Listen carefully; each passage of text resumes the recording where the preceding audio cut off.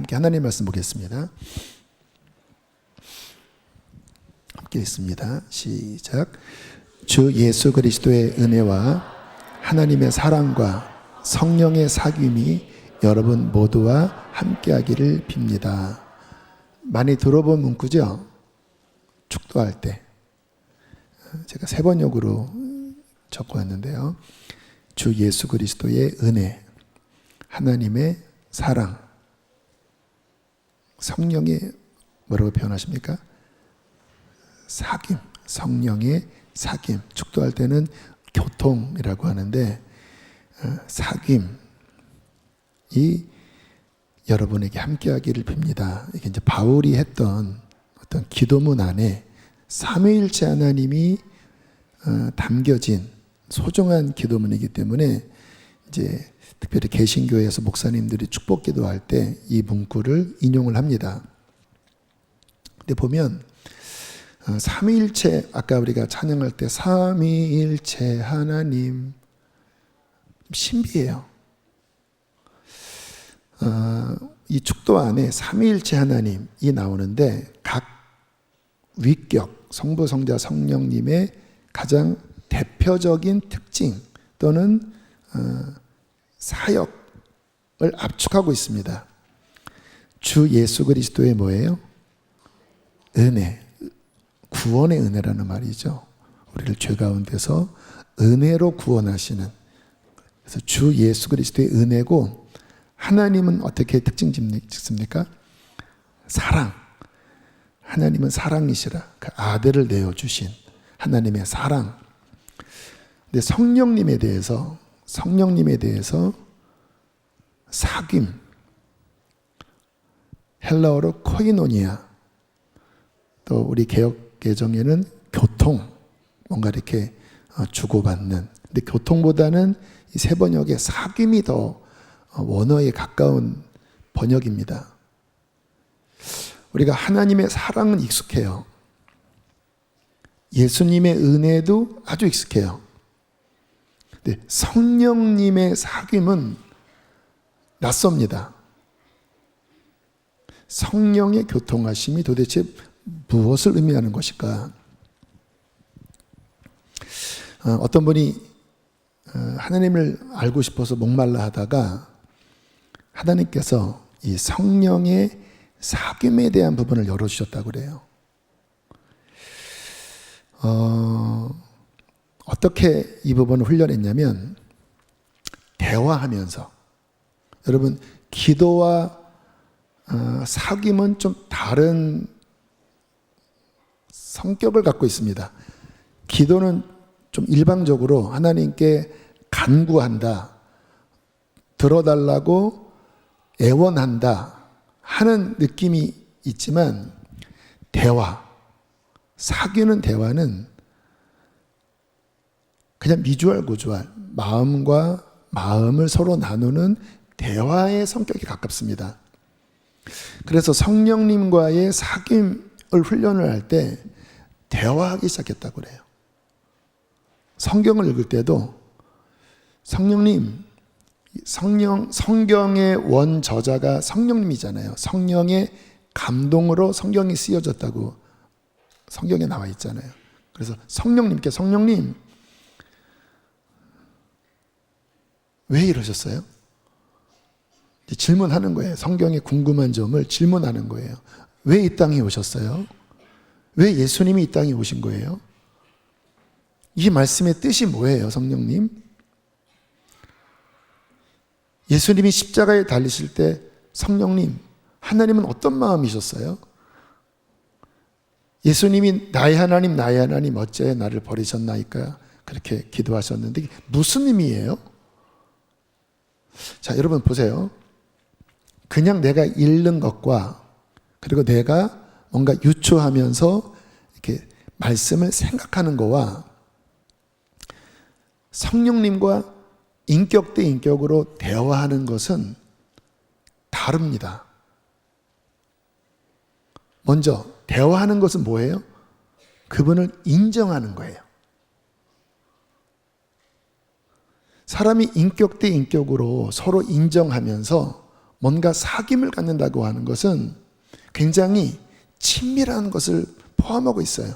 그냥 내가 학습하듯이 말씀을 읽는 차원과 그 자리에 함께 하신 성령님을 인정하면서 대화하는 거는 비슷한 것처럼 보이지만 굉장히 다른 성격인 거예요. 공부하는 거랑 그 책의 저자랑 대화하는 것은 다른 거잖아요. 그렇게 했다고 그래요. 그리고 아침에 일어나서 안녕하세요 성령님, Good morning Holy Spirit. 또 어떤 분은 하루 마무리할 때 박보희 목사님이 그러시더라고요. 침대에 앉아서 씻고 하루에 있었던 일을 이야기를 한대요. 성령님, 오늘 이런 것 때문에 힘들었어요. 기도 같지만 다른 형태입니다. 성령의 교통은 이런 형태예요. 오늘 하루 있었던 일을 성령님께 이런 이야기도 하고 저런 이야기도 하고 또 엎드려 절도 하고. 성령님, 제가 찬양 하나 불러드릴게요. 굉장히 친밀하죠. 그렇게 성령님과 대화하다가 잠을 들고, 그리고 아침에 눈을 뜨자마자 성령님 안녕하세요, 잘 지내셨어요? 저 잘 때 보호해 주셨죠? 이렇게 하셨다라는 거예요. 여러 사람들이. 앞에 이야기한 분은 베니인이라는 분이고 뒤에는 박 목사님인데 그 제자가 그런 얘기를 하더라고요. 이제 항상 이게 이제 훈련이 되다 보니까 뭐 차 안에서도 계속 마음으로 성령님 이렇게 대화를 나누는, 그러면서 운전을 하다가 이제 신호등, 빨간 신호등이라 횡단보도에도 서 있었는데 파란불이 켜졌는데 안 가더래요. 그래서 옆에 제자가 목사님 왜 안 가세요? 했더니 잠깐, 갑자기 누가 튀어나오더랍니다. 그러니까 성령님과 대화하다가 어떤 성령께서 잠깐 멈추라고 하는 어떤 감동을 주셨던 것 같아요. 성령님과 친밀한 관계를 갖다 보면 성령님의 감동이 이 안에 풍성해지기 시작합니다.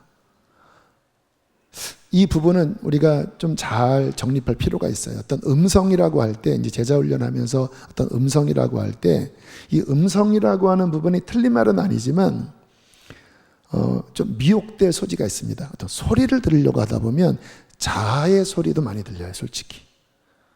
또는 마귀가 속이기도 해요.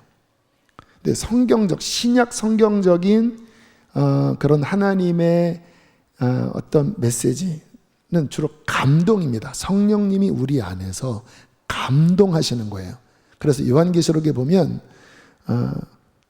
사도 요한이 반모섬에 있을 때 주의 날에 성령의 감동이 일어나면서 하늘이 열리고 이제 계시가 열리면서 요한계시록에 쓰여지는데, 그때 성령의 감동이라는 표현을 합니다. 감동. 뭔가 성령에 사로잡혀서 이 안에서 성령님이 뭔가 그 안에 하나님의 어떤 생각을 이 내면 안에 감동 속에서 우리에게 열어주시는, 그래서 성령님과 이렇게 친밀해지면 그 성령의 감동하심이 충만해집니다.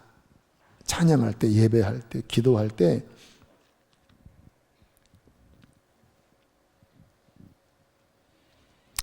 자, 성령님이 누구신지에 대해서 좀 살펴보면 창세기 1장 1절 2절, 태초에 하나님, 그래서 하나님은 히브리어로 엘로힘입니다. 엘로힘. 태초에 하나님이 천지를 창조하시니라.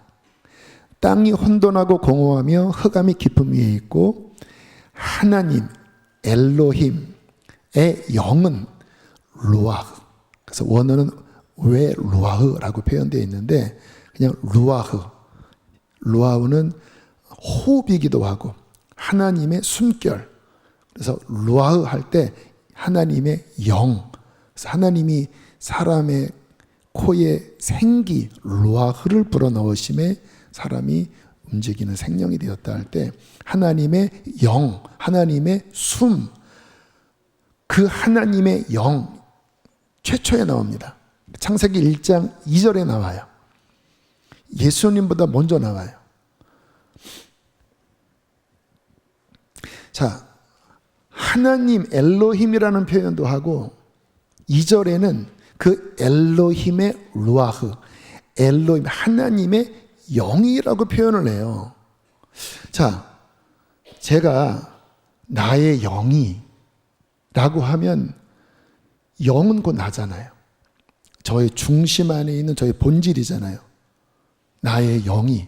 뭐 지금 이 신약 시절에는 좀 이런 표현은 조심스럽지만 신약 성경에 보면 사도 바울이 너희가 모여 있을 때 나의 영이 너희와 함께 있어 너희가 어떻게 행하는 것을 보았다라는 표현도 바울 서신에 나와요. 그러니까 뭔가 바울이 기도하면서 어떤 영적 체험을 이야기하는 것 같아요.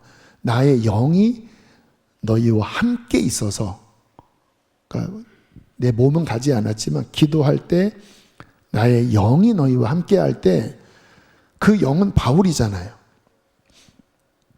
하나님의 영이라고 할 때 그 하나님의 영은 그 하나님 속에 있는 하나님의 뭐라고 표현해야 되나요? 주님의 하나님의 실제예요. 그 속에 있는 하나님 속에 있는 하나님의 마음이라고 표현해야 될까요? 하나님의 실제라고 해야 될까요? 그렇죠. 하나님의 그 내면 안에 있는 그 실제, 하나님의 영. 자, 그런데 하나님과 하나님의 영은 동일하지만, 근데 이제 우리가 성경의 삼위일체라는 표현을 할 때 하나님 엘로힘과 엘로힘 웨 루아흐 하나님의 영과 그리고 하나님의 아들 말씀이신 하나님의 아들은 하나님이시기는 한데 각각의 독립된 위격을 인정을 합니다. 창세기 1장부터 그래요. 분명히 하나님의 영은 하나님이기는 한데 하나님, 성부 하나님과 성령 하나님을 각각의 독립된 위격으로 표현을 해요. 신비한 겁니다. 그리고 예수님도 하나님의 아들도 분명히 하나님의 본체이시기는 하나 그 성자, 아들의 독립된 인격으로서 인정을 해요. 그래서 성경을 그냥 맥락 그대로 보면 하나님은 하나님이고 성령님은 성령님이고 예수님은 예수님이에요. 그런데 왜 이 삼위, 각 위격을 하나로 일체라고 표현을 하냐면 성경을 쭉 읽다 보면 분명히 성부 하나님도 하나님, 하나님의 영도 하나님, 아들도 하나님과 동등된 하나님, 물론 인간의 위격도 있지만 하나님으로 성경은 신구약 전체에 걸쳐서 인정을 하고 있어요. 그래서 신학자들이 이것을 어떻게 이해할까 하다가 분명히 독립적인 각각의 위격이 있지만 한 하나님으로 일체 각 성격과 각 질과 각 능력에 있어서 조금도 차이가 없는 완전한 하나로 불러도 틀리지 않다. 아니, 하나님은 한 분이기 때문에 그렇게 불러야 한다 해서 삼위, 각 위격을 인정하면서도 동시에 한 하나님으로 그렇게 부르고 믿고 있는 거예요. 신비한 거지만 저는 좀 신학적인 사람이라기보다는 그냥 성경을 맥락 그대로 보려고 애를 쓰는데 삼위일체가 맞아요. 왜냐면 지금 창세기 1장 2절만 봐도 1절 2절만 봐도 같은 말씀 안에 성부 하나님 태초에 하나님의 원어 엘로힘이에요. 그 다음에 하나님의 루아흐 영 표현하고 3절에 하나님이 가라사대 말씀하시되 할 때 그 말씀이 예수님이에요. 그래서 하나님이 말씀으로 천지를 창조하시고 태초에 로고스 말씀 진리 도가 계셨어요. 하나님의 입에서 나오는 말씀, 그 말씀이 육신이 되신 분이 아들 예수님이잖아요. 참 신비하지만 맞아요. 왜냐하면 하나님의 입에서 나오는 말씀은 하나님의 본체잖아요. 하나님 속에 있는 영도 하나님의 본체잖아요. 자, 그 정도로만 삼위일체를 좀 이해를 하는데요. 특별히 오늘은 이 성령 하나님에 대한 부분을 조금 더 우리가 더 인식을 열면서 살펴볼 텐데, 성령님은 하나님 이 속에 있는 마음이라고 하면 조금 우리에게 이해하기 쉽다고 할 수 있겠죠. 하나님의 마음. 그래서 고린도전서 3장에는 누가 하나님의 마음을 알겠느냐 할 때, 하나님의 마음을 속속들이 알고 계신 분은 하나님의 영인 성령이시다. 그러면서 성령이 우리 안에 있으면 우리는 하나님의 마음을 가졌다 라고 표현을 합니다. 그래서 성령님은 하나님의 마음이에요. 하나님의 속사정을 깊이 알고 계신 하나님의 마음이에요. 자, 그렇다면 이 성령님은 지정의를 갖고 있는 마음이니까, 하나님 안에 있는 그 속마음이니까 지정의, 인격을 갖고 계신 분이라는 거예요. 그래서 성령님의 교통을 이야기하는 겁니다. 왜 이런 말씀을 나누냐면, 성령님은 능력도 행하시기 때문에 불로서도 역사하시고, 막 초대교회 막 바람처럼 역사하시니까 많은 사람들이 어떤 성령님의 어떤 나타나는 역사, 능력, 이렇게만 인식을 하다 보면 성령님과의 교통이라고 하는 표현이 뭔가 이 속에서 분명해지질 않습니다. 능력받아서 내가 뭔가 하나님의 일을 해야지라고 하는 어떤 능력의 도구로는 특별히 우리 한국 개신교는 많이 열려 있어요. 그런데 성령님과의 사귐, 코이노니아라고 할 때는 능력만 인식을 갖고 있으면 잘 안 열려요. 그러면 하나님, 성령님과의 사귐이라고 할 때 성령님이 어떠한 면을 이해해야 되냐면 지정의를 갖고 계신 하나님의 인격, 하나님의 그 내면의 heart, 마음, 그 하나님의 깊은 마음과 우리가 사귀는. 그래서 우리가 이 성령님과 교통할 때 굉장히 중요한 게 뭐냐면요, 따라하겠습니다. 성령님을 인정하고 사모하는 것이다. 여러분, 인격은 그렇잖아요. 인정을 할 때 관계가 맺어집니다. 우리 속담에 꽂아놓은 보리자루, 현대의 표현은 투명인간. 뭐예요? 인정을 안 하면, 그 사람의 존재를 무시해버리면 절대 사귀어지질 않습니다. 사귀는 것은 언제 일어나요? 그 존재를 인격적으로 인정을 할 뿐만 아니라 좋아해야 돼요. 그리고 그 상대방의 감정과 상대방의 호불호, 좋아하고 싫어하고 하는 것들에 대해서 인격적으로 긴밀하게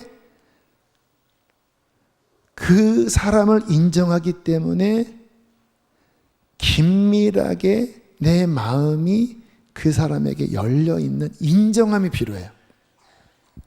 그때 사귀어집니다. 여러분, 성령님과 우리가 함께 사귐을 가질 때 지금 성령님이 뭐를 원하시나, 또는 성령님이 뭐를 싫어하시나 하는 부분에 굉장한 민감한 마음을 가지고 대하여야 성령님과의 사귐이 개발이 돼요. 증진이 돼요. 에베소서 4장 30절에는 어떤 말씀이 있냐면 이런 말씀이 나옵니다. 함께 읽어보실까요? 시작. 하나님의 성령을 근심하게 하지 말라. 그 안에서 너희가 구원의 날까지 인치심을 받았느니라. 성령님을 뭐하게 하지 말라고요? 그분이 어디 계시기 때문에? 그렇죠.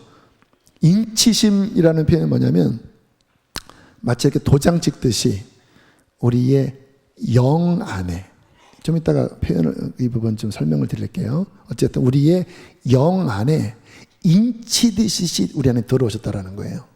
누가?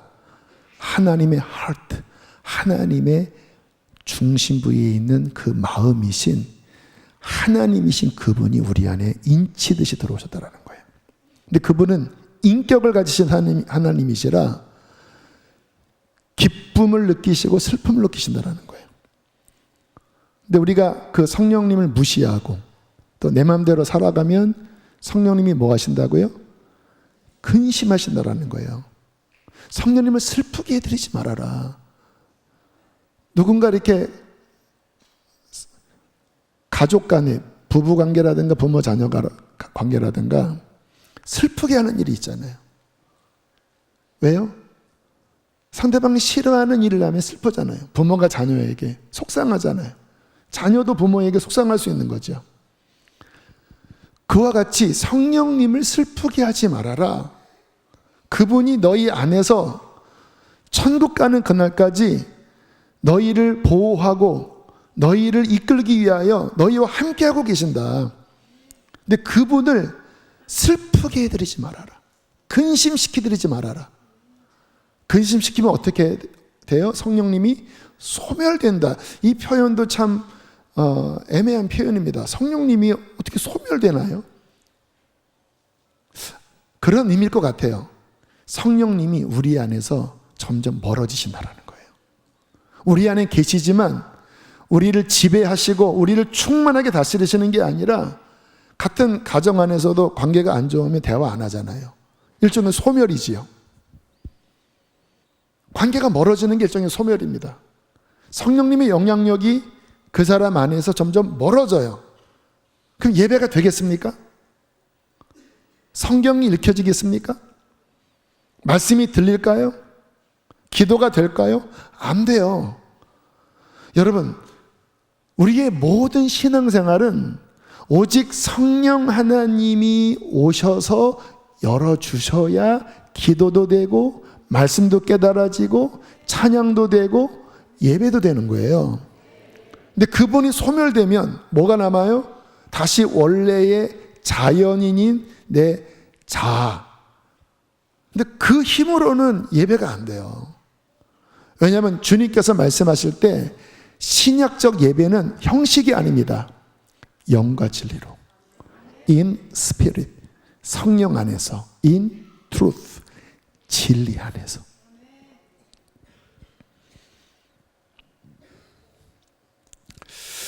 그러므로 우리가 신앙생활을 하면서 사도 바울이 오늘 기도했던 성령님과의 사귐 굉장히 중요한 거예요. 이 부분의 인식이 더 개발되어져야 합니다.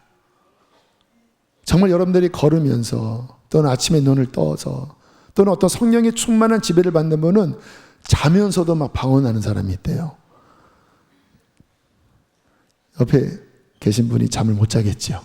자다가 랄랄랄랄랄 아다다다다다 뭐 이러니까 이제 그런 분 저는 몇 번 본 적이 있어요. 얼마나 깊이 영적으로 활성화되어 있는지 그냥 자면서도 막 방언을 하는 그런 경우도 있어요. 자, 어떻게 성령님과의 관계를 잘 가질 것인가? 자, 이 부분을 우리가 열기 위해서는 일단 그 성령님과 우리와 어떤 관계인지를 좀 명확하게 인식하면 도움이 되리라 싶은데요.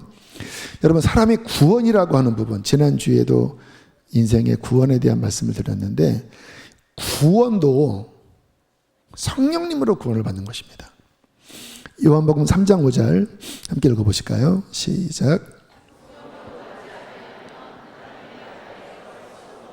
그렇죠? 누가 구원받아요? 성령으로 태어날 때 그게 거듭남인데 성령으로 나야 성령으로 태어나는 게 구원 사건이라는 것입니다. 그럼 어떻게 성령께서 역사하시냐면 성령님은 단독적으로 하지는 않으세요. 지금 이제 디테일하게 들어가는 거니까 귀를 열면 도움이 되실 거예요. 성령님은 단독적으로 하지 않고 예수 그리스도께서 이루신 그 십자가와 부활의 말씀을 통하여 역사하십니다. 왜냐면 그게 이제 성부, 성자, 성령님의 그 굉장히 질서 있는 움직이심이에요. 우리가 성령 어떤 부분의 문을 열 때 조심스러운 게 뭐냐면 이 성령 쪽으로 가면서 상당히 미혹되는 경우가 많이 있어요. 마치 뜬구름 잡듯이 너무 신비주의로, 너무 어떤 구름 잡는 이상한 체험 위주로 가면서 잘못되는 경우가 많습니다. 그래서 한국 개신교가 특별히 좀 보수적인 교단에서 이 성령님의 어떠한 부분을 많이 닫았어요. 방언도 그쳤다. 뭐 예언 그런 거 없다.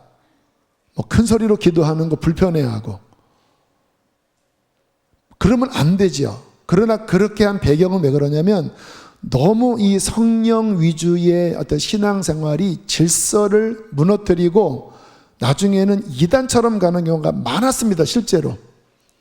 그래서 반작용으로 또 너무 이쪽으로 가버린 거예요. 근데 이 성령님의 역사를 성경대로 봐야 되는 게 뭐냐면 성령님은 예수 그리스도를 높이시는 분입니다. 그래서 예수님을 높일 때 성령이 역사하세요. 성령님은 예수님을 증거하는 분이세요. 그래서 복음을 전할 때 성령께서 역사하세요.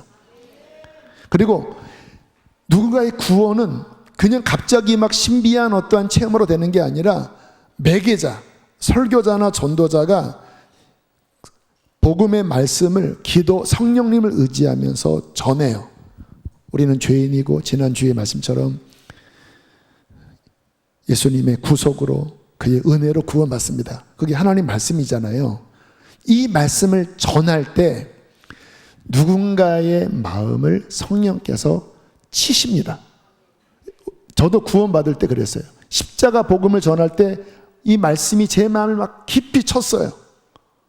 근데 그 제 마음을 친 분이 누굴까요?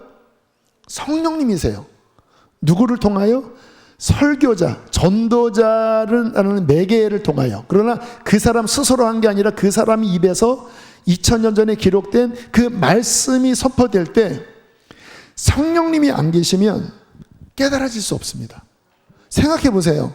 2000년 전에 유다 땅에서 십자가에 달려 죽으셨다고 하는 그 젊은 청년, 33세의 청년이 어떻게 지금 나의 구원자가 되고 지금 나랑 무슨 상관이에요? 그것 때문에 눈물을 흘린다는 게 이상한 거 아닙니까? 놀라운 건 뭐냐면요, 성령께서 오셔서 진리를 열어주시면 그 예수님이 하나님의 아들이시라는 게 그 마음속에 믿겨지기 시작하는 거예요. 성령님이 비추시는 거예요. 우리가 죄인이라는 것을 성령께서 비춰주시면 비로소 도덕적 관념이 아니라 하나님의 시각 아래 내가 죄인이구나 깨달아지면서 이 마음 안에 회개가 터져요. 누가 하시는 거라고요? 성령님이. 뭐를 통하여? 말씀을 통하여. 그래서 이 앞에 성령으로 나지 아니하면 그 앞에 한 말씀 더 있죠. 물과 성령으로 할 때 저는 개인적으로 앞에 있는 물이 물세라라고 이해하지 않고 말씀이라고 이해합니다. 왜냐하면 에베소서에 보면 말씀의 물로 씻으사라는 표현이 있거든요. 그러니까 말씀이 요한복음적인 개념에서는 물과 연결시키는 게 성경적 전체 개념에 더 맞아요. 어쨌든 그 부분은 지금 핵심이 아니니까 어쨌든 물과 말씀의 물과 성령의 작용을 통하여 그러니까 이런 겁니다. 어쨌든 뭐 감리교단에서 나왔지만 저희 신학은 감리교 신학, 정통 감리교 신학이에요. 어떤 식이냐면요, 말씀을 전할 때 성령께서 그 사람의 마음을 두드리세요. 그러면 깨달아지잖아요. 성령이 아니면 믿지 못합니다. 그런데 저는 또 하나 믿는 게 뭐냐면 그렇게 성령께서 감동하실 때 내가 의지적으로 마음을 닫아버리면 구원이 안 일어나요. 그래서 웨슬리는 하나님 100%, 사람 100% 이렇게 표현해요. 그러니까 하나님이 역사하셔야 구원을 받지만 우리 측면에서도 그분께서 마음을 두드리실 때 마음의 문을 열어야 돼요. 이제 장로교 신학에서는 불가항력이라고 하지만 글쎄요, 성경 전체적으로 보면 하나님이 역사하셔야 되지만 그때 우리가 겸손하게 마음을 여는 것. 그때 어떤 일이 벌어져요? 성령께서 그 마음을 연 게 행일까요? 마음을 연 게 공로일까요? 아닙니다. 공로도 아니고 행위도 아니에요. 그러나 우리 측면에서 마음을 연 것은 우리가 한 거예요. 그때 성령께서 그 마음 연 겸손한 믿음을 보시고 성령께서 근데 그렇게 마음을 연 것도 구원을 주는 완전한 믿음은 안 되거든요. 근데 성령께서 그때 그거를 보시고 의로 여기셔서 그 안에 성령께서 진짜 구원 얻는 믿음을 그 안에 부어주시고 그리고 이 죽었던 영 우리가 예수를 믿지 않으면 영 자체가 하나님과 끊어진 상태거든요. 근데 복음이 들리고 성령께서 감동하시고 막 회개가 더 깨달아질 때 마음을 열고 주님을 받아들이면 믿으면 성령께서 예수의 부활 생명으로 우리 안에 역사하셔서 우리가 거듭나게 새 생명으로 태어나게 죽었던 영이 예수님의 그 부활의 능력의 생명으로 태어나게 하십니다. 그때 성령님이 우리 안에 인치듯이 우리 안에 우리의 영 안에 들어오신 거예요. 자, 성령님은 어디 계실까요? 성령님은 어디 계실까요? 우리 안에 계시죠? 그러면 하늘에는 안 계실까요? 자, 이게 굉장히 신비한 건데 요한계시록 22장 1절 2절 보면 이와 같은 말씀이 나와요. 함께 읽겠습니다. 시작.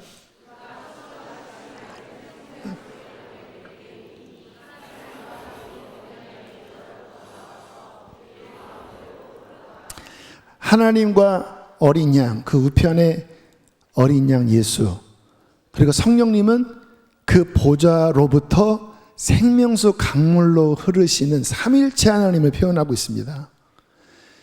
지금 성령님은 하나님 보좌에서 생수의 강물을 흐르십니다. 또 요한계시록에 보면 그 보좌 앞에 7영, 성령님이 7분이라는 게 아니라 그런 다양한 역사의 성향을 가진 성령님을 표현해요. 그 보좌 앞에 7영, 성령을 또 다르게 표현한 거거든요. 그러니까 성령님은 여전히 저 하늘나라에 성부와 성자와 성령의 연합으로 그곳에 계십니다. 아멘이십니까? 성령님이 내려오셨다고 해서 천국에 비어있는 게 아니에요. 근데 동시에 에베소서 4장 30절 다시 한번 보실까요? 중간 읽겠습니다. 시작. 이 그 안에서라는 표현은 성령 안에서라는 뜻이에요. 성령 안에서 구원의 날까지 인치심을 받으셨다. 고린도전서 3장 16절 시작.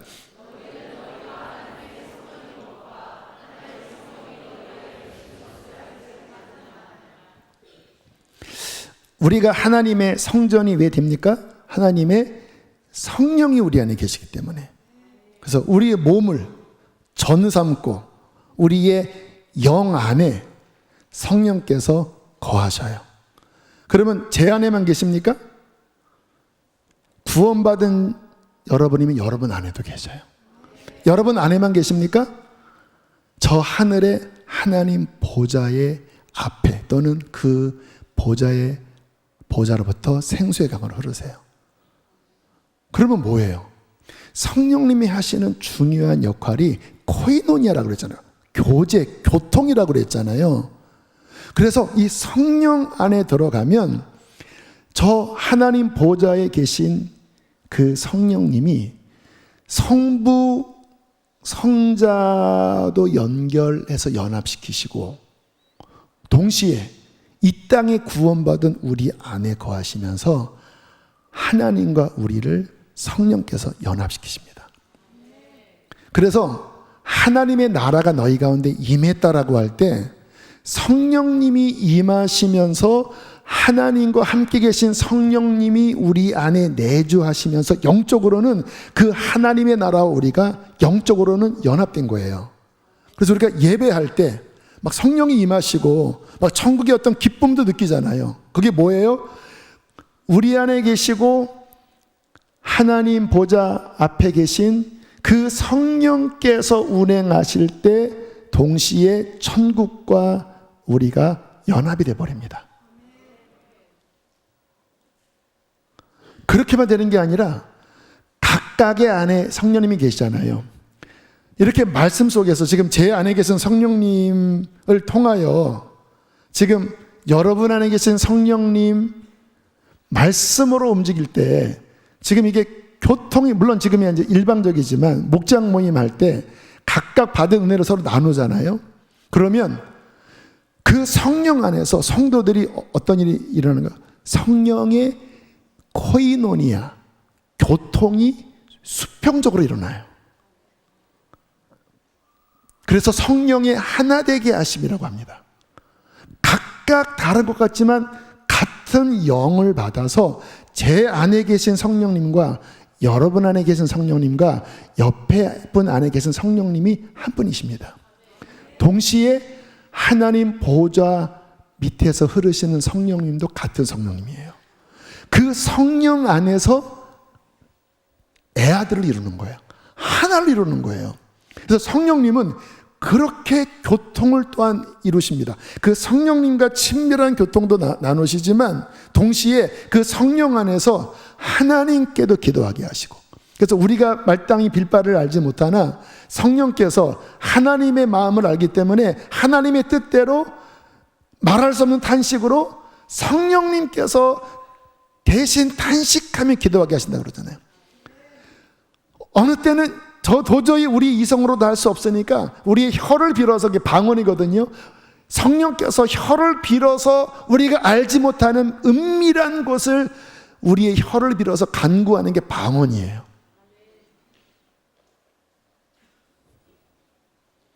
성령의 교통하심은 이런 측면에서 굉장히 다방면입니다. 그분과 성도들과 하나님과. 그래서 성령 안에 들어가면은 하나를 이루어요. 하나님의 나라가 그곳에 임해요. 신약적인 신앙생활은 무엇입니까? 내 내면에 그 성령님이 임하시면서 주님의 성전이 되는 것뿐만 아니라 공동체적으로 이렇게 우리가 성령님을 알아가고 성령님 안에 예배할 때 우리가 그분이 거하시는 성전, 벽돌, 살아있는 리빙스톤, 산돌 같이 그분을 담는 공동체가 될 때, 우리가 함께 성령 안에 예배할 때 성령님이 거하시면서 마치 솔로몬 성전 때 하나님의 구름이 영광, 그 영광이 임하셨잖아요. 그 영광이 바로 성령님이신데, 신약적인 우리 안에 정말 진정한 예배할 때 그 성령님이 임하실 때 하나님의 나라가 임하는 것이고 곧 그 하나님의 보좌에 우리가 올라가는 것이고, 할렐루야, 그 하나님의 생명을 누리는 것, 이것이 신약에서 말씀하시는 영과 진리의 예배라는 거예요.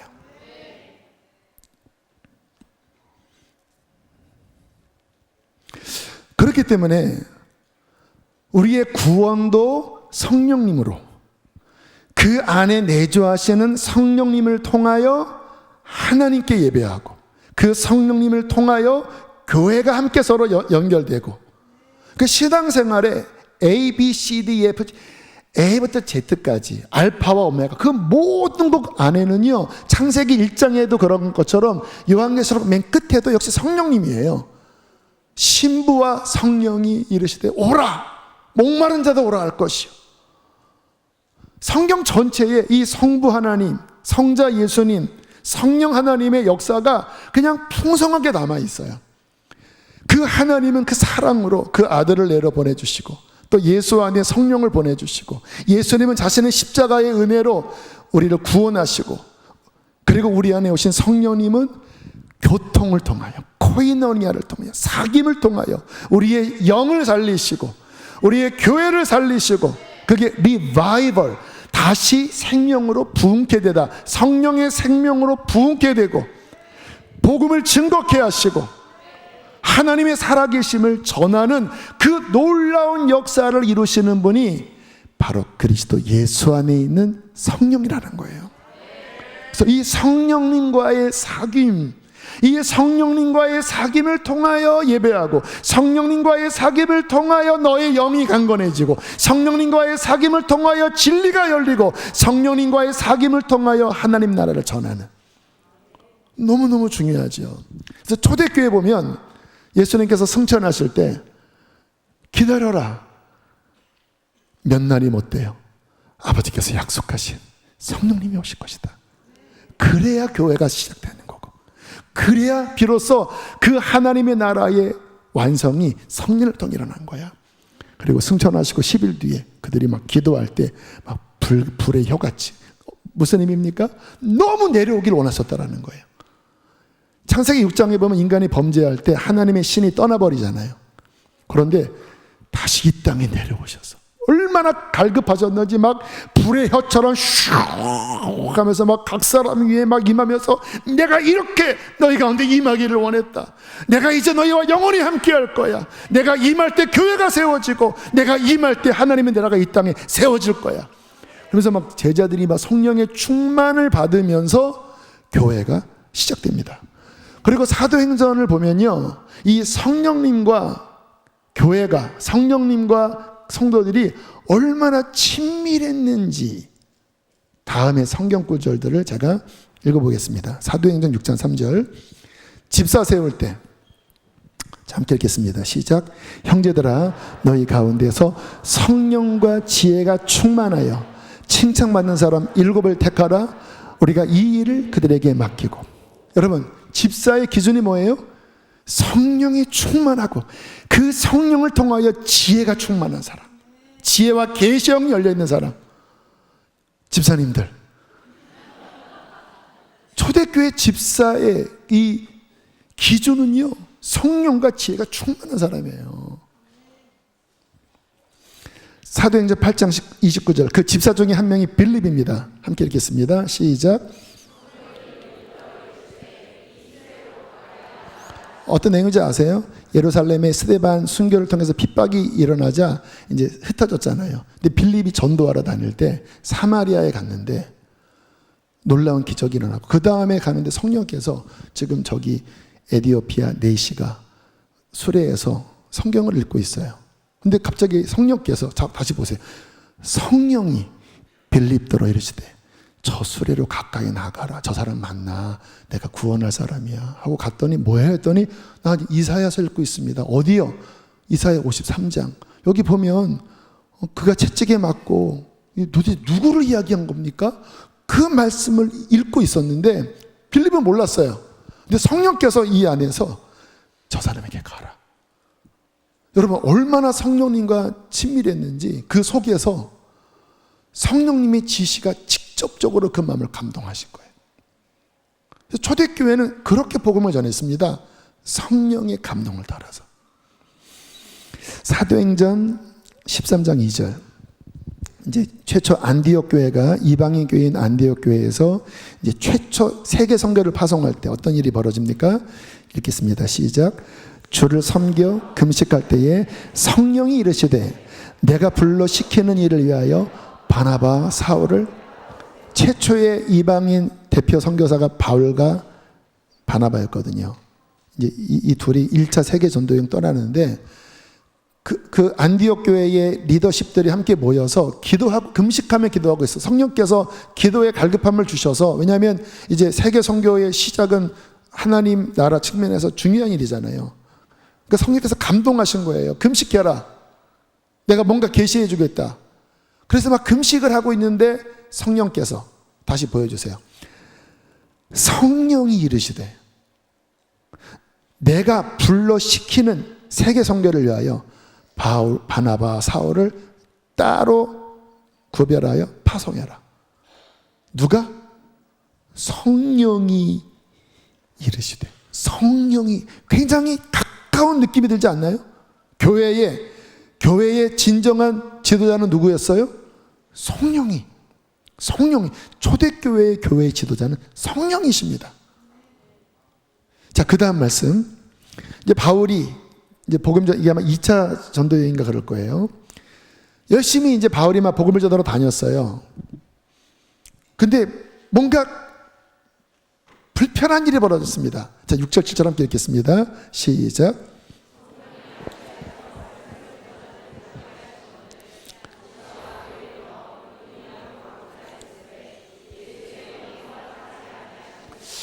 복음을 전하는 일이 얼마나 좋은 일입니까? 그런데 뭔가 아시아에서 그전에는 복음이 잘 전파됐는데 두 번째는 뭐가 이렇게 불편한 거예요. 뭐예요? 성령님이 이 안에 자꾸 막으시는 느낌이 드는 거예요. 그래서 성령이 아시아에서 말씀을 전하지 못하게 하시거늘, 그래서 좀 다른 지역으로 갔어요. 아시아 내에 있는. 근데 예수의 영, 여러분 성령님은 하나님의 영이시자 예수님의 영이십니다. 신비하죠. 근데 예수의 영이신 성령께서 자꾸 못 가게 막으세요. 근데 이 바울은 그 성령님과 굉장히 가까웠기 때문에 성령님이 뭔가 막으시는 거에 대해서 깊이 부대끼고 있었던 거예요. 여러분 성령님과 친하지 않으면 자기 마음대로 돌아다니겠죠. 성령의 거슬림을 별로 못 느끼겠죠. 근데 바울은 깊이 성령님과 친했기 때문에 뭔가 그분이 불편해 하신다고 하는 것을 느꼈습니다. 첫 번째는 쑥쑥 됐는데, 성령님이 역사하셨는데, 두 번째는 안 되는 거예요. 왜 성령님께서 자꾸 막으실까? 내가 죄졌나? 왜 그러실까? 하고 있는데 꿈속에서 유럽 쪽에 마케도니아 사람이 와서 건너와서 우리를 도우라라고 하는 꿈을 꿀 때 깨자마자 성령이 유럽으로 가라고 하시는구나 하고 방향을 터내서 유럽 지역으로 넘어가면서 복음이 유럽 방향으로 턴하는 굉장히 중요한 터닝 포인트가 됩니다. 근데 이때 바울 안에 그 성령께서 뭔가 막으시는, 또한 성령께서 여시는 그분의 감동에 굉장히 긴밀히 연결되어 있었다고 하는. 여러분은 어떠세요? 뭔가 지금 성령님께서 막으실 때, 불편하게 하실 때 그 성령의 거스림을 느끼시나요? 또는 성령님이 이쪽 방향에 뭔가 문을 여시고 미실 때 그것을 잘 순응하면서 성령님을 따라가시나요? 여러분, 우리의 신앙생활은, 또는 우리의 인생은 내가 막 뭔가 개척하는 게 아닙니다. 그분이 가실 때 함께 가면 그분이 역사하시는 거예요. 그래서 성령이 임하시면 권능을 받고 증인이 된다라고 하는 말이 내가 앞서가겠다라는 거예요. 그분은 하나님이시니까. 근데 중요한 건 뭐예요? 친해야 따라가죠. 그분의 소리가 들리지 않고 너무 내 육이 강해버리는데, 그러니까 예배도 영의 예배가 되지 않고, 기도도 성령이 말할 수 없는 탄식의 기도가 나오지 않고 그냥 혼적으로, 종교적으로, 그러니까 신앙생활에 힘이 없는 거죠. 지금 이 개신교가 특별히 이 시대에, 얼마 전에 한 영상을 보니까 유럽 교회가 다들 뭐 몇백 년 된 건물이래요. 근데 유럽 교회가 유지가 안 된다라는 거예요.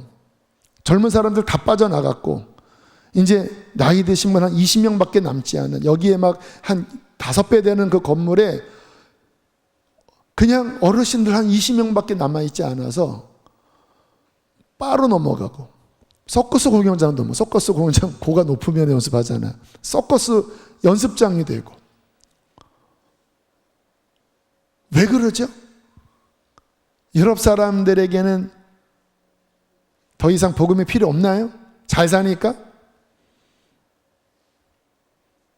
여러분, 가만히 그런 교회들을 보면요, 성령님을 인정하는 것이 없습니다. 그냥 교리적, 전통적, 영적으로는 다 죽어 있어요. 그 젊은 사람들이 갑니까? 차라리 저 축구장 가면 막 4만 명이 모여서 막 맨시티, 토트넘 하면 거의 막 영광 할렐루야 막 완전 찬송가 부르고 완전 부흥이 난리 나요. 난리 막 들으면 야, 이 유럽 젊은 사람들이 다 이 축구 경기장에 와 있구나. 왜요? 재미없는 걸요. 성령이 움직이지 않는 그냥 딱딱한 어떤 교리문 읽는 걸 가지고 이 현대인들을 어떻게 변화시킵니까? 그러나 오늘 이 시대도 성령이 역사하시면 우리 교회처럼 젊은이들이 깨어나고 아이들이 깨어나고 복음을 목말라 하는 영혼들이 살아납니다. 왜 그렇게 되는지 아세요? 성령을 인정하지 않아서 다 죽어버리는 거예요. 한국교회가 지금 그 길로 가고 있습니다. 가고 있어요. 성령의 역사가 얼마나 한국교회 안에 지금 약화됐나요? 뜨겁게 삼기도 하고 뜨겁게 부르짖는, 여러분 유튜브 영상 보면 그 80년대 90년대 부흥의 현장 그 영상들 많아요. 70년대 80년대 여의도 광장에 빌리그레암 또 익스플로어 막 그 집회, 그리고 뭐 90년대 저 목요 경비와 찬양 거기 보면 저 20대 때 그거 나와요. 막 이렇게 배바지 입고 막 나와 이런 거. 그때 그 열기 있었던 그 성령이 막 충만하게 역사했던 그 열기가 제가 보기에는 한 80% 90% 빠져버렸습니다. 그리고 그냥 뭔가 이렇게 매너리즘에 빠진 그냥 너무 익숙한 그런 예배를 드리지만 성령님의 어떤 역사심에 대해서는 점점 감각을 잃어버린, 전에 이제 요즘 젊은 목회자들 한 3, 40명 모인 어떤 모임을 갔었는데 충격적인 일 들었어요. 거기 30대 초반의 어떤 전도사님이 우리는 부흥을 경험하지 못했습니다 그러는 거예요. 저희 때는 부흥을 경험했었거든요. 제가 20대 때 부흥하는 그 교회 현장에 있었거든요. 근데 지금 30대, 그러니까 저랑 20년 차이가 나죠. 본인들은 부흥을 못 봤대요. 모델이 없다라는 거예요.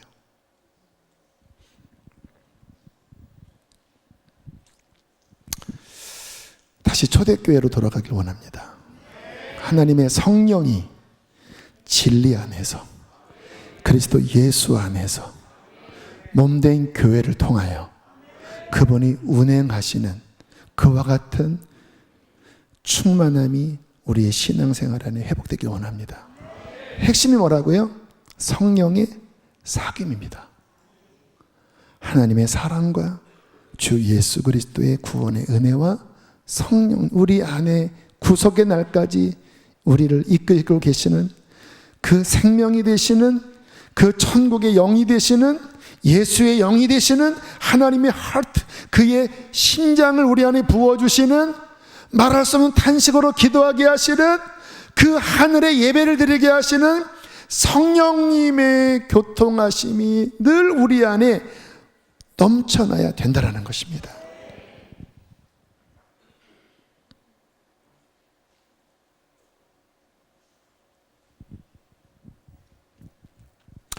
우리 안에 성령님이 계신데 구원받은 분들은 계시잖아요. 왜 성령님의 역사가 점점 약해질까요? 갈라디아서 5장 17절 함께 읽겠습니다. 시작.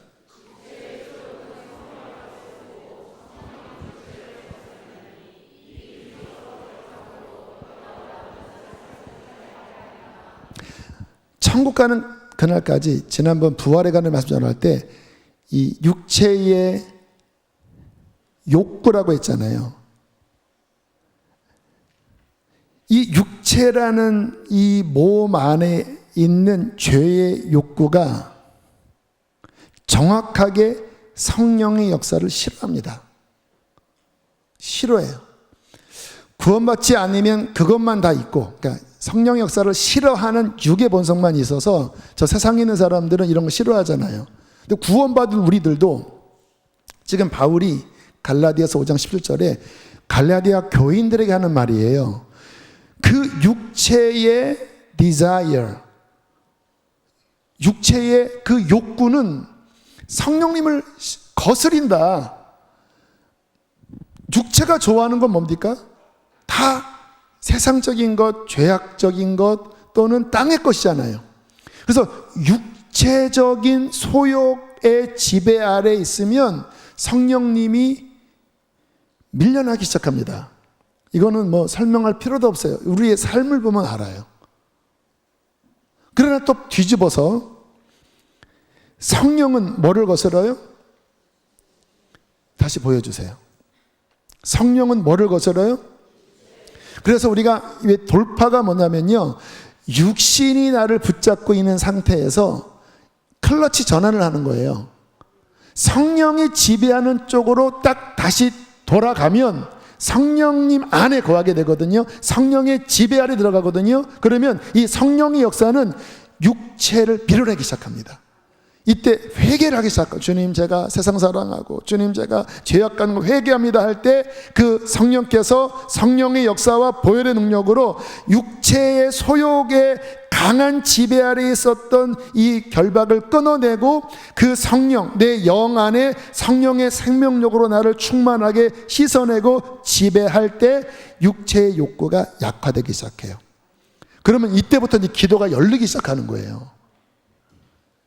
그래서 우리 교회 이런 예배가 쉽지는 않지만 이렇게 예배하지 않고 우리가 세상 살면서 이 육신의 소욕에 꽉 묶여서 그렇게 살다가 일주일 내내 육신의 밥만 먹고 육신을 자극하는 것만 잔뜩 먹어서 영적으로는 완전 정말 소멸되기 직전 상태로 있는데, 이 상태에서 잘 보세요. 안타까워서 드리는 말씀이에요. 표면적으로만 그냥 주일에 1시간에서 1시간 20분 그냥 표면적으로만 찬양 몇 곡 부르고 대표기도 한 3, 4분 하고 성가대 또는 뭐 특별 찬양하고 말씀 한 3, 40분 나이스하게 듣고, 그것도 뭔가 영을 치는 게 아니라 교양적인 말씀 듣고 헌금 좀 내고 일주일 내내 육의 소욕만 자극받고 영적으로는 막 거의 막 죽어가는 아사직전 같은 그러한 나약한 신앙생활을 한 상태에서 그렇게 예배 1시간 1시간만 드리고 과연 성령의 지배 아래에 있는 초대교회처럼 되겠습니까? 말도 안 되죠. 그렇게 안 돼요. 그러니까 그게 한 달, 두 달, 1년 반복되면 그냥 고착화돼 버립니다. 영적으로는 아예 죽은 상태든지 거듭나지 않은 상태든지 아니면 거듭났었는데 완전히 깡 말라서 그냥 육의 지배를 받고 있는, 이 속은 세상으로 가득 차 있는 상태에서 그냥 종교 활동으로 주일에 와서 한번 예배를 드렸다. 근데 막상 그 내면은 성령에 충만하지도 않고 성령의 지배 아래 있지 않고 육의 지배 아래 있는 상태. 무슨 생명력이 있고 무슨 구원의 역사가 있고 무슨 성경에서 말씀하는 그 하나님의 나라의 열매가 나타나겠습니까? 안 나타나요. 나타날 수가 없죠. 뿌린 대로 거두는 건데. 그러면 이 구원이란 것이 무엇인지, 그 하나님의 나라의 이 성령 안에 거듭나고 성령의 충만함을 받는 이 신앙의 본질이 뭔지를 안다고 하면 당연히 싸워야지요. 의사가 지금 이 환자가 지금 거의 막 아사 직전인데 처방을 제대로 내리지 않고 대충 그냥 이렇게 덮어서 괜찮아, 그러면 안 되잖아요. 그러니까 지금 너무나 떨어져 있는 육의 지배를 받는 종교인들, 영적으로 아사 직전이 있는 그러한 사람들로 하여금 이렇게 예배를 통하여 회개시키고 더 뜨겁게 영을 일으키려고 하고 몸부림치고 보혈을 외치고 1시간 예배를 안 되니까 주일 보니까 1시간 40분이에요. 그거 그냥 안 돼요. 그래도 1시간 40분 정도면 어느 정도 영향을 좀 주겠더라고요. 그것도 안 되니까 막 이런 집회를 막 2시간 3시간 하면서 뭐예요? 육신의 소욕의 지배를 받는 것들을 자꾸 깨뜨리고 성령의 충만함 가운데로 들어가서 그 성령의 지배를 받아야 비로소 신약 성경에서 말씀하시는 그 성령을 근심시키는 게 아니라 성령을 기쁘게 하고 성령의 열매를 맺는 신약적인 신앙생활을 할 수 있다는 것입니다. 할렐루야. 이렇게 안 할 수가 없는 거예요. 시민 여러분, 국민 여러분, 그러니까 여러분들이 이해를 하셔야 돼. 안타까운 거구나 지금 이게. 다시 한번 보세요. 함께 읽겠습니다. 시작.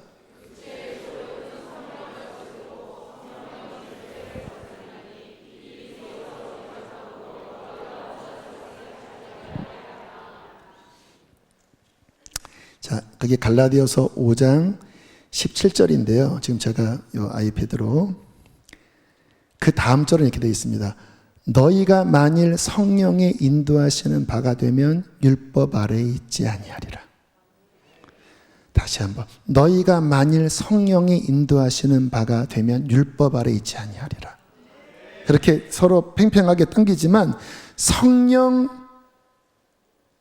인도하시는, 성령의 지배 아래 살아가면, 성령의 충만함 가운데 거하는 참된 신앙생활을 살면 율법 아래 있지 아니하리라. 구약적인 어떤 얽어매는 억지로 하는 그런 신앙생활이 되지 않고 하나님의 나라의 능력의 신앙생활을 할 것이다. 핵심은 뭐예요? 성령의 지배 아래 들어갈 만큼 충만함을 받아야 돼요. 핵심은 무엇입니까? 성령님과의 사귐입니다. 마음을 열어서 그분을 인정하십시오. 인정하기 시작하면 이 안에서 성령님 비로소 네가 나를 알아주는구나. 그럼 우리 안에서 감동하기 시작합니다. 너 회개해. 너 지금 마음이 얼마나 강팍해졌니? 잘 보세요. 결국 우리 영 안에 성령님이 거하시면서 생명이 시작됐는데 이게 지금 서로 육과 영의 대치 상태라고 그랬잖아요. 신앙생활은 뭡니까? 성령의 충만한 지배 아래 있어야 되는데 그렇게 못 살면 육이 영적인 걸 눌러버립니다. 성령의 소멸, 성령의 근심 상태 또는 영적으로 잠든 상태, 깨어라. 자, 그분을 인정하기 시작한 그분이 어떻게 하세요? 말씀하기 시작합니다. 너 지금 나와 관계가 이렇게 막혀있지 않냐? 지금 네 마음이 탁탁하지 않냐? 너 옛날에 나 처음 만났을 때 너 어땠는데 지금 무엇 때문에 너가 이렇게 식어버렸냐?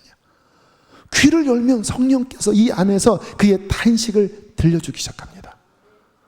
그러면 그거를 듣고 어떻게 해야 돼요? 성령 안에서 반응을 보이기 시작해야 되겠죠. 저는 회개합니다. 근데 그분은 굉장히 친절하시고 그분은 그 하나님의 선한 마음을 갖고 계신 분입니다. 그래서 그럼 우리를 도와주세요.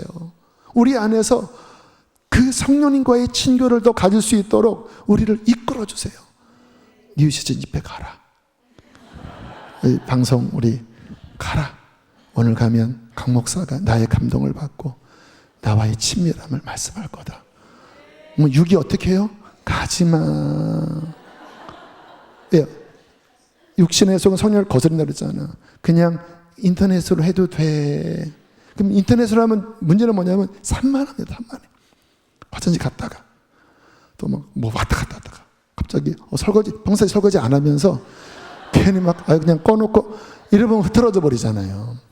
그러니까 성령님께 마음을 열면 성령님이 우리를 진리 가운데로, 우리를 그의 거룩한 가운데로, 그의 보좌 앞으로, 보혈로 그렇게 인도하시면 그분과 친하게 지낼수록 점점 우리의 영이 살아나는 것입니다. 그럼 어떻게 돼요? 그 성령님께서 계속 교통, 계속 사귐, 코이노니아가 천국에서 또 성도의 교제 속에 예배 속에 막 하면 어떻게 돼요? 영이 충만해집니다. 성령과 지혜가 충만한 빌립처럼, 스데반처럼 성령의 인도함 아래 살아가요. 성령의 지배 아래 살아가요. 그러면 신앙생활이 재밌어요. 왜요? 성령님은 하나님의 생명이기 때문에 세상에 줄 수 없는 이 안에 생명력과 그분의 놀라움으로 천지를 창조하신 그분 안에 놀라움이 우리 안에 넘치게 하는 것입니다. 자, 오늘도 집회 형태가 좀 다르죠. 말씀이 지금 길어졌어요. 왜 이렇게 하는지 아세요? 성령님이 말씀을 좀 더 많이 전하라는 감동을 주셨어요. 그분 따라가면 지난주는 기도 깊이 하라, 기도 깊이 한 거예요. 근데 지금 성령님이 말씀을 가르쳐라. 말씀을 더 열어라. 좋으시죠? 여기 나이 드신 분은 좋으실 것 같아요. 좀 젊은 사람은 더 이게 좋아하고 불가바람 여기 임하시네 막 이러면 더 좋아하고, 어르신들은 아유 젊은 것들 열심히 하는 건 좋긴 하나 지금 벌써 1시간 넘고 막 이러는데, 모르겠어. 성령님이 말씀을 좀 더 전해라, 말씀을 가르쳐라. 그래서 좀 더 열려고 해요. 그분을 따라가는 거예요. 맛있잖아요.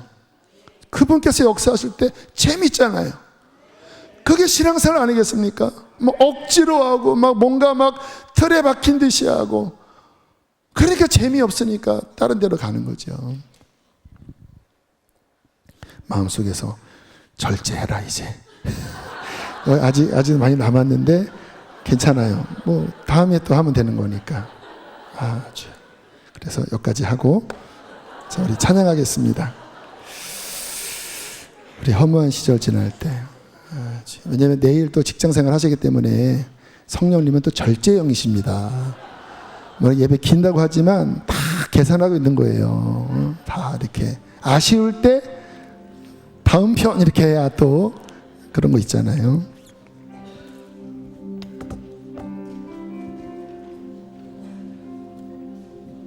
허무한 시절 지날 때, 깊은 한숨 내쉴 때, 그런 풍경 보시며 단식하는 분이 있네. 고와 같이 너희를 버려두지 않으리.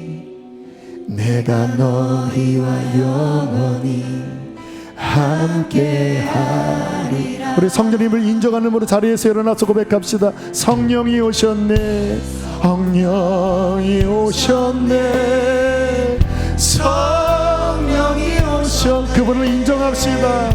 내 주에 보내신 성령이 오셨네.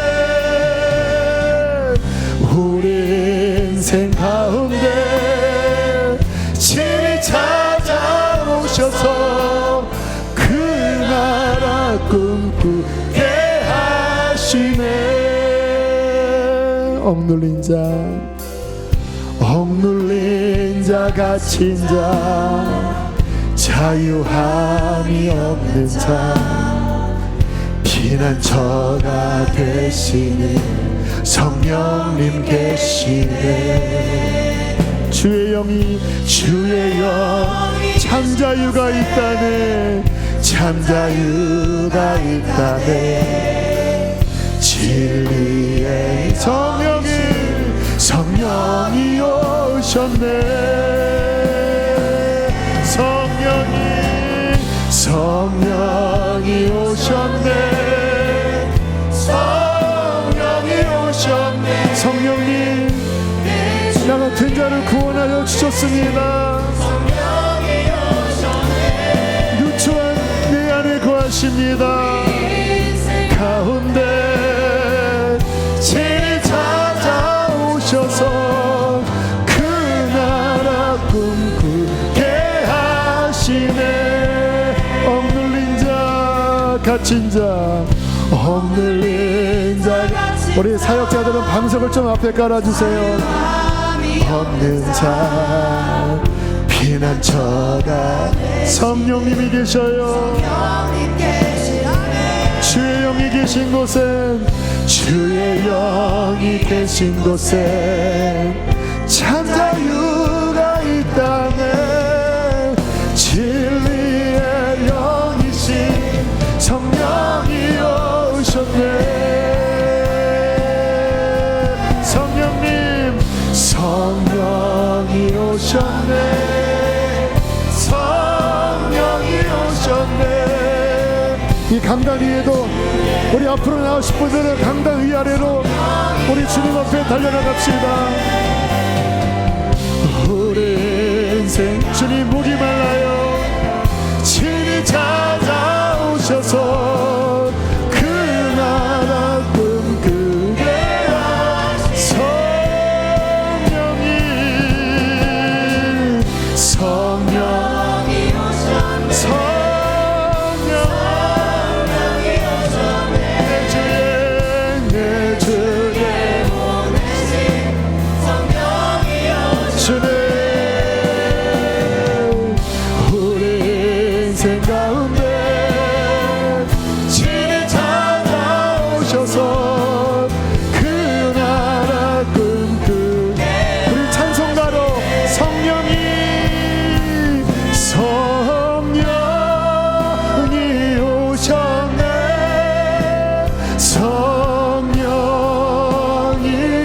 오셨네. 내 주의 보내 성령님 오셔. 이 기쁨 여러분 오래전에 그 받았던 성령님을 주목하세요. 그때 여러분이 구원의 감격으로 얼마나 성령을 환영했습니까?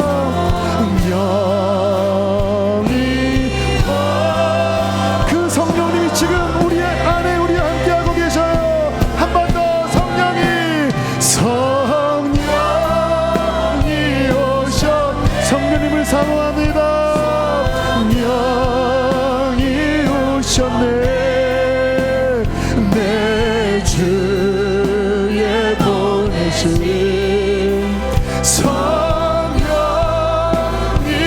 오셨네. 이 기쁜 소식을 주는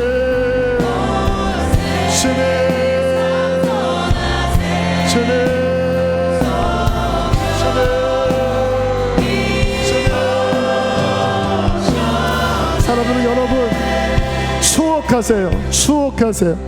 여러분 처음 성령님을 받았던 그날, 그 성령님을 통하여 내가 예수님의 구원을 알고 나 같은 죄인을 살리신 그 구원의 감격 속에 얼마나 울고 얼마나 하나님을 목말라하고 얼마나 그분을 찾았습니까? 성령님이 그때를 추억하십니다. 야, 너 그때 나를 얼마나 기뻐했는지, 네가 나를 얼마나 사모했는지, 나 그때 너무 행복했어. 나는 시기하기까지 너를 사랑하는 자야. 너 근데 마음을 왜 다 뺏겨버렸니? 왜 다 냉랭하게 식어버렸니? 얘야, 다시 나랑 친하게 지낼래? 나 너랑 깊이 사귀고 싶어. 나를 더 알려주고 싶고 예수를 더 알려주고 싶고 하나님의 마음을 네 안에 부어주고 싶어. 그것이 너의 생명이고 너의 기쁨이야. 성령님 회개합니다. 잘못했습니다. 성령님 환영합니다. 성령님 사랑합니다. 주님과 더 친하게 지내게 해주세요. 강팍해진 나의 마음을 깨뜨려 주세요. 성령님으로 부드러워지게 하여 주세요. 주여, 세 번 부르시고 기도하시겠습니다. 주여,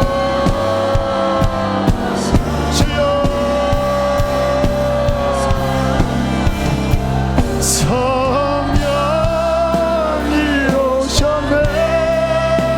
성령, 그때를 추억하라. 나를 사랑했던 그 시절을 추억하라. 보내신 성령이 오셨네. 주님, 목이 말라 해야 돼요.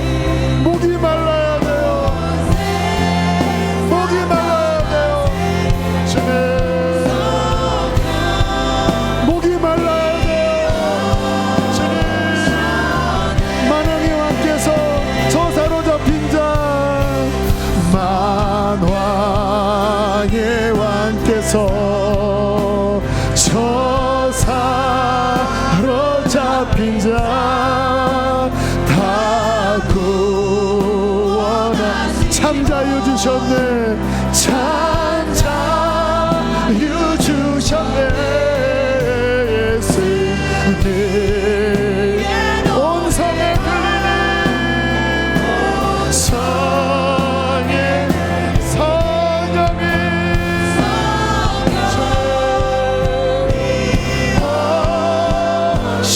오셨네. 성령이 오셨노라.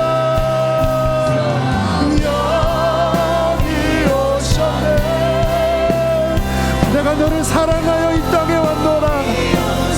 내가 너를 사랑하여 이 땅에 왔노라.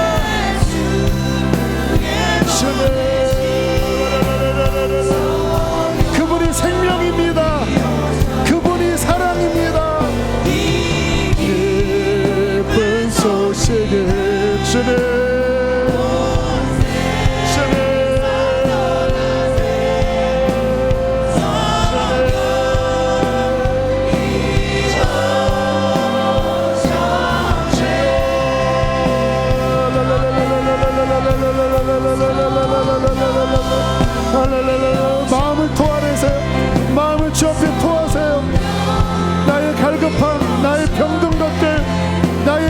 것들, 찢긴 것들 다 고백하라. 성령 안에 고백하라. 토해내라. 토해내라. 우리 안에 병든 것, 막힌 것들 토해내세요. 주님,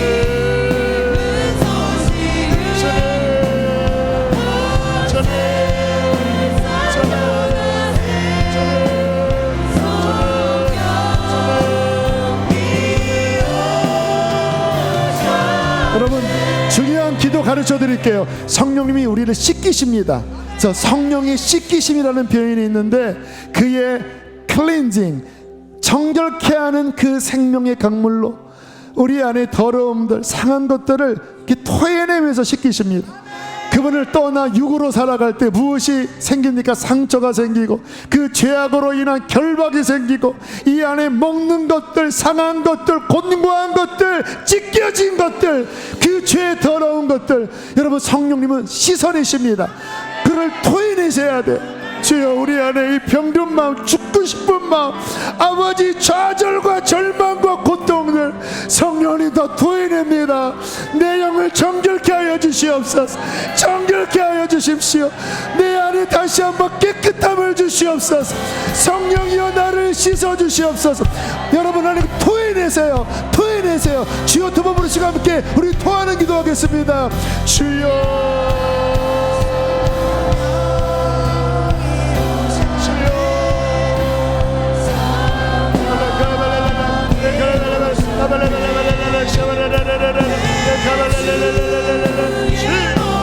세상 염려, 세상 근심들 나를 씻어주십시오. 너 토하라, 토하라. 죄악을 토하라, 죄악을 토하라, 토하라, 토하라, 토하라, 토하라, 토하라, 토하라.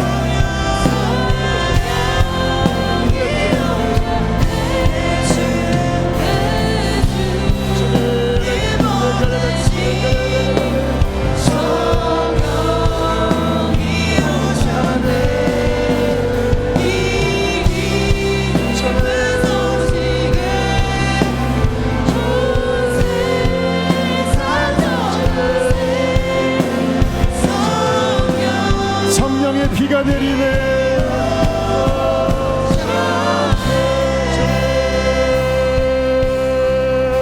성령의